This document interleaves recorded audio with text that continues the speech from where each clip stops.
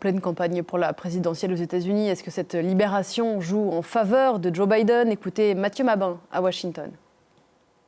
Impossible de ne pas remarquer la concordance des calendriers politiques et judiciaires dans cette affaire. Mais attention, on parle de la République des États-Unis d'Amérique, dont les fondements sont bien entendu la séparation des pouvoirs. Je ne vous apprends rien.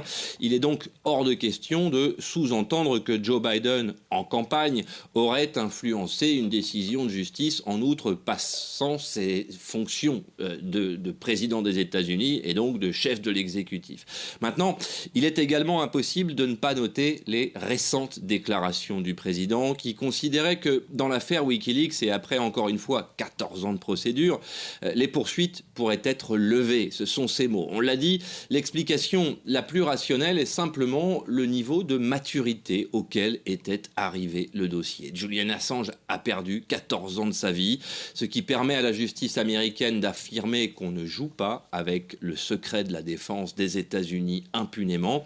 Mais cela donne également l'opportunité à Joe Biden de se présenter comme le chef d'une administration finalement clémente, avec un lanceur d'alerte. Et donc, implicitement, avec la liberté de la presse, ce combat auquel se sont livrés plusieurs défenseurs des droits des journalistes à travers le monde. Ce qu'aucun de ses prédécesseurs n'avait assumé en réalité jusqu'à présent. Certainement pas Donald Trump, dont les supporters crient à la trahison aujourd'hui, mais pas plus Barack Obama, qui durant 8 ans à la Maison-Blanche aurait pu gracier Julian Assange et ne l'a pas fait. De là à dire que Joe Biden en tirera un bénéfice électoral, c'est possible pour une partie de l'aile gauche démocrate, particulièrement frustrée en ce moment. Mais au regard du peu d'intérêt que suscite cette affaire ici, il ne s'agira certainement pas d'un effet décisif.